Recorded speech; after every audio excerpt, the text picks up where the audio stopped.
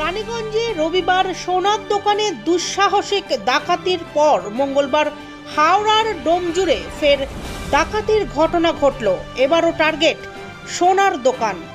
চারজন দুষ্কৃতী মোটরসাইকেলে এসে মঙ্গলবার দুপুর 12:30 নাগাদ ডোমজুড়ের একটি সোনার দোকানে হানা দেয়।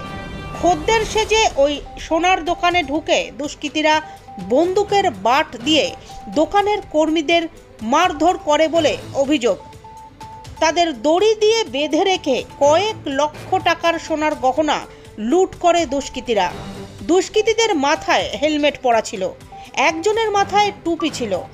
ডাকাতদের খোঁজে ইতিমধ্যেই হাওড়া ও হুগলির বিভিন্ন এলাকায় নাকা চেকিং শুরু করেছে পুলিশ। দোকানের এক কর্মী শ্রেয়া সামন্ত জানান,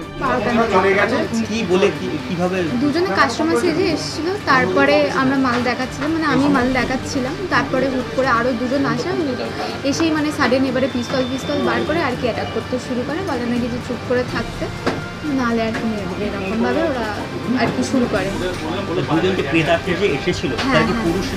হ্যাঁ হ্যাঁ হ্যাঁ। আপনারা যখন কত টাকা দামের জিনিস প্রথমে এমনি নর্মাল হবে আপনার 10 এরকম হাজারের ভিতরে মাল হবে, ছোট জিনিস আর কি, ছোট পেন্ডেন্ট হয়, ছোট পেন্ডেন্ট দেখাতে আর কি নাম করে আর কি এসেছে। কাস্টমার সাথে যখন এসেছিল তারা মুখে কিছু বেঁধেছিল না? না না না, স্বাভাবিক। হ্যাঁ। এই যে বন্দুক যখন বার করলেন তখন আপনার দোকানে কতজন ছিলেন? আমরা 3 জন ছিলাম। আপনি যেমন ছিলেন আর দোকানে 2 মালিক ছিল। 2 মালিক ছিল। তারা কি আঘাত? হ্যাঁ হ্যাঁ, তারা এখন অ্যাডমিট আছে। মাথায় মেরেছে। হ্যাঁ,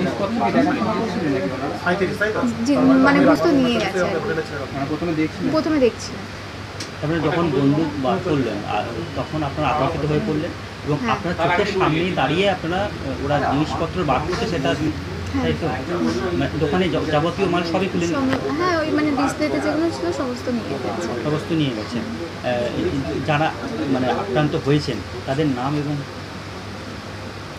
শঙ্কর দাস, রাকেশ দাস, দুজনই মালিক ছিলেন। ওনাদের বাড়ি কোথায় ছিল? পার্বতীপুরেই বাড়ি। মানে মারধর করা হচ্ছে? হ্যাঁ, মানে আমরা চাইছিলাম যাতে একটু কথা জোরে বলতে, যাতে বাইরে থেকে লোকজন আসে, তো সেই জন্য দাদা একটু কথা বেশি বলছিল, তাই জন্য দাদাকে বেশিভাবে মারা হয়েছে। গুলি কি চালিয়েছে? না, গুলি চালায়নি। আমি পিস্তল বার করেছিলাম। আপনারা কি কোনো জোরাজুরি করছিলেন যে অন্য বিলয় বা? হ্যাঁ, সেটা তো এমনি দেখুন করতে তো হবে, এটা করা হয়েছে। না, এখন মনে পড়ছে না। আঘাত কোথায় কোথায় করেছেন? মাথাতেই করেছে।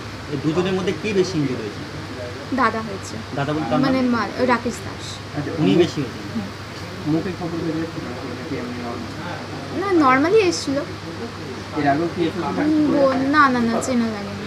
আচ্ছা, তারপরে কি ওনার দেখিনি আমি ওইটা। তারপরে বেরিয়ে যান? হ্যাঁ।